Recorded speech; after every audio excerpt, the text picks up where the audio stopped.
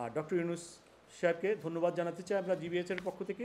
তিনি প্যারিস থেকে বাংলাদেশে যাত্রার আগেই বলেছিলেন এখন থেকে বাংলাদেশের যদি কোনো ধরনের অসুবিধা হয় তাহলে ভারত এবং সেভেন সিস্টার্স, মায়ানমার প্রত্যেকের অসুবিধা হবে, প্রত্যেকের জন্যই সেটা উনি আরোপ করে দিয়েছেন।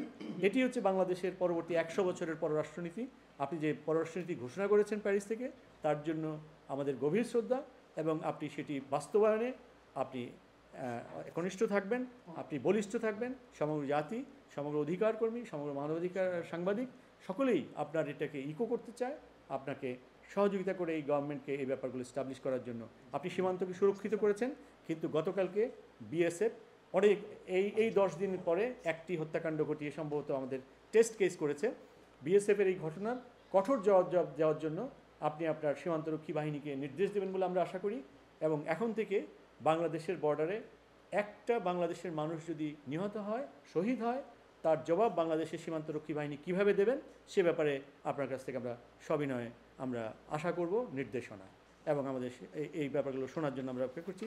আপনি সফল হন, আমরা সব দিক থেকে সাহায্য করব, এবং কোনো অসুবিধা হলে জাতি আপনার পাশে দাঁড়াবে। দ্বিতীয় মুক্তিযুদ্ধের সকল শহীদদের রাষ্ট্রীয় স্বীকৃতি এবং আহতদের চিকিৎসা এবং পুনর্বাসন। জুলাই আগস্ট মাসে ছাত্র গণ আন্দোলনে শহীদ, গণহত্যায় এবং বিগত 1.5 দশকে গুম ও বিচার বহির্ভূত সকল হত্যাকাণ্ডে জড়িতদের এবং তাদের সহযোগীদের আন্তর্জাতিক মানবতা বিরোধী আদালতে অবিলম্বে বিচার প্রক্রিয়া শুরু। এই প্রসঙ্গে আমাদের স্পষ্ট দাবি হচ্ছে, আন্তর্জাতিক যে মানবাধিকার যে সনদ আছে, আন্তর্জাতিক আইসিসির যে কনভেনশন আছে, যেটাকে রোম স্ট্যাটিউট বলা হয়, যেটি 2011 সালে বাংলাদেশ র্যাটিফাই করেছে, সে অনুসারে ঢাকায় আন্তর্জাতিক মানবতা বিরোধী আদালত স্থাপিত হয়েছে। সেখানে অবিলম্বে এই মামলা দায়ের করে এবং পারপারট্রেটরসদেরকে ওয়ার্ল্ডের বিভিন্ন দেশ থেকে গ্রেফতার করে ফেরত পাঠানোর জন্য আমরা দাবি করব আগামী 3 ওয়ার্কিং ডেজের মধ্যে ডক্টর ইউনূসের সরকার যাতে সেই দেশগুলোকে অনুরোধ করে এই গণহত্যায় যারা জড়িত তাদেরকে গ্রেপ্তার করে বাংলাদেশে ফেরত পাঠানোর জন্য। এবং যেই যে দেশে এই গণহত্যার প্রধান কুশলীরা রয়েছে তাদের সঙ্গে বাংলাদেশের রিপ্যাট্রিয়েশন এগ্রিমেন্ট রয়েছে। আপনারা অনুপ চেটিয়ার ঘটনাটি জানেন। অনুপ চেটিয়াকে ভারতকে যে ফেরত দেওয়া হয়েছিল সেই সময় এই রিপ্যাট্রিয়েশন এগ্রিমেন্টটি করা হয়েছিল। সুতরাং সে অনুসারে ভাইস ভার্সা ইন্ডিয়াতেও এই গণহত্যায় জড়িত যারা পার্টিকুলারলি সেই সময় নির্দেশদাতা শেখ হাসিনা সহ যারা উপস্থিত আছেন ইন্ডিয়াতে, আমরা সরকারের প্রতি অনুরোধ জানাবো 3 ওয়ার্কিং ডেজের মধ্যে তাদেরকে যাতে গ্রেফতার করে ফেরত পাঠানো হয় আমাদের বিচার প্রক্রিয়ার সুবিধার্থে। কারণ তারা শুধুমাত্র বাংলাদেশ নয়, বিশ্বব্যাপী এই গণহত্যার নির্দেশদাতা হিসেবে অলরেডি চিহ্নিত হয়েছে। তার প্রধান সহযোগীদের মধ্যে স্বরাষ্ট্রমন্ত্রী কামাল, ওবায়দুল কাদের সহ আরও যারা রয়েছেন, হাসান মাহমুদ, সালমান রহমান, তাদেরকে ইতিমধ্যে কয়েকজনকে গ্রেপ্তার করা হয়েছে, বাকিদেরও অবিলম্বে যাতে গ্রেপ্তার করা হয়। এই আন্তর্জাতিক মানবতা বিরোধী অপরাধ ট্রাইব্যুনালে বিচার প্রক্রিয়ার জন্য, এবং এই বিচারে আমরা 2-3টি ব্যাপার উল্লেখ করতে চাই। এই বিচারটি হতে হবে অন ক্যামেরা, যাতে সারা পৃথিবী এটা দেখতে পারে। দ্বিতীয়ত, এই বিচার প্রক্রিয়ায় প্রয়োজনে আসামিপক্ষ অথবা বাদীপক্ষ দেশ থেকে বিদেশ থেকে ইন্টারন্যাশনাল ক্রিমিনাল কোর্টের যারা অভিজ্ঞ প্রসিকিউটর তাদেরকে যাতে আহ্বান জানাতে পারেন, এই জন্য বাংলাদেশ বার কাউন্সিলের প্রতি আমাদের অনুরোধ থাকবে।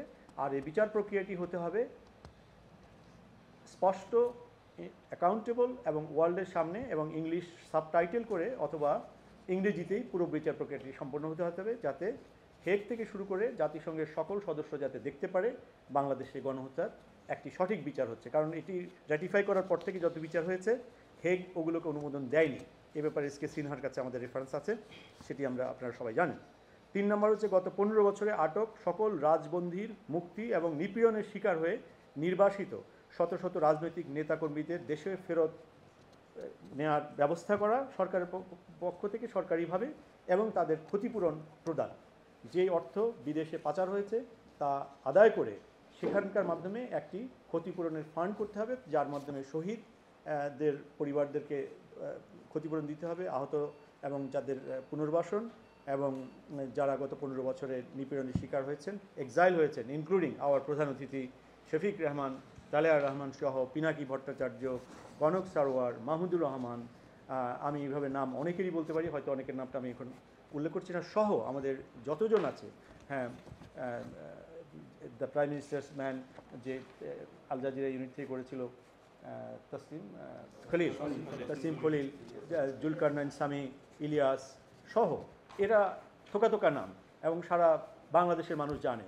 সুতরাং এই তালিকায় যারা যারা রয়েছেন তাদের প্রত্যেককে সরকারি উদ্যোগে সসম্মানে দেশে ফেরত নেওয়ার ব্যবস্থা করতে হবে এবং অ্যাম্বাসির মাধ্যমে প্রয়োজনে যাদের বিমান টিকিটের ইয়ে নাই তাদের বিমান টিকিটেরও সরকারিভাবে ব্যবস্থা করার জন্য আমরা অনুরোধ করছি এবং তাদের ক্ষতিপূরণ যেটি হয়েছে একটা যৌক্তিকভাবে একটা কমিশন গঠনের মাধ্যমে সেই ক্ষতিপূরণের ব্যবস্থা করার জন্য আমরা অনুরোধ করছি।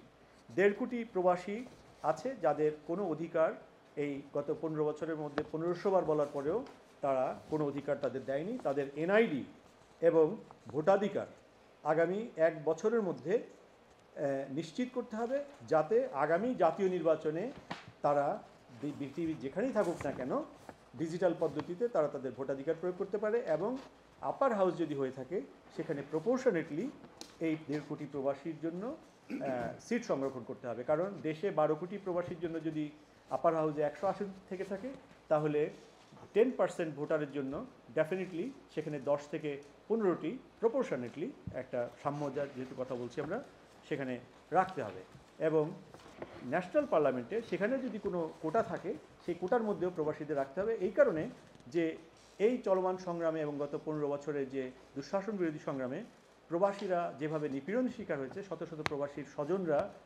তারা গুমের শিকার হয়েছে, তারা হোস্টেজ হয়েছে, তাদেরকে সম্মান করতে হবে। ডক্টর জাফরুল্লাহ চৌধুরীর কথা আমরা স্মরণ করতে চাই। তিনি আমাদের এই আয়োজনে এই লন্ডনে এসেছিলেন, তিনি বারবার এই অনুরোধটি করে গিয়েছেন। প্রবাসীদের সম্মান দেওয়া হলে আমাদের রেমিটেন্সের অসুবিধা হবে না, আমাদের কারো কাছে হাত পাততে হবে না, আমাদের এন্টারপ্রাইজের জন্য কারো কাছে যেতে হবে না, আমাদের লক্ষ লক্ষ প্রবাসী দেশে কোটি শত শত লক্ষ লক্ষ হাজার হাজার ইউনিট স্থাপন করবে, তাতে শিল্প ইউনিট, তাতে আমরা ওয়ালমার্ট থেকে শুরু করে আজদা সব কিছুই আমাদের পণ্যে ঠাসা থাকবে। ডক্টর জাফরুল্লাহ চৌধুরীর প্রতি আজকের এই দিনে আমরা গভীর শ্রদ্ধা জানাই। এই হচ্ছে আমাদের মূলত বক্তব্য। তবে পরবর্তীতে আর 5 নম্বর আরেকটি পয়েন্ট বাকি রয়ে গেছে। Thank you Suman. মানবাধিকারের সকল আন্তর্জাতিক ঘোষণা এবং কনভেনশন অনুসারে এবং বাংলাদেশের মুক্তিযুদ্ধের যে মূল যে লক্ষ্য ছিল, মূল যে দাবি ছিল, মূল যে পয়েন্ট ছিল, সাম্য, মানবিক মর্যাদা এবং হ্যাঁ সামাজিক সুবিচার, সর্বস্তরে গণতান্ত্রিক মূল্যবোধ নিশ্চিতকরণে প্রয়োজনীয় আইন প্রণয়ন এবং প্রয়োজনে নতুন সংবিধান, যেটি দেশের রাজনৈতিক দলগুলো, সংবিধান বিশেষজ্ঞরা আলোচনার মাধ্যমে করবেন এবং ডেফিনেটলি নতুন সংবিধান, নতুন সংসদ তারা মিলে করবেন। এইটি হচ্ছে এই সকল আইন এবং সংবিধানের ভিত্তি হতে হবে সাম্য, মানবিক মর্যাদা এবং right to life and property. That is the main thing, যেটা আমরা আমাদের আগ্রাসনের কারণে আমরা 53 বছর অর্জন করতে পারিনি।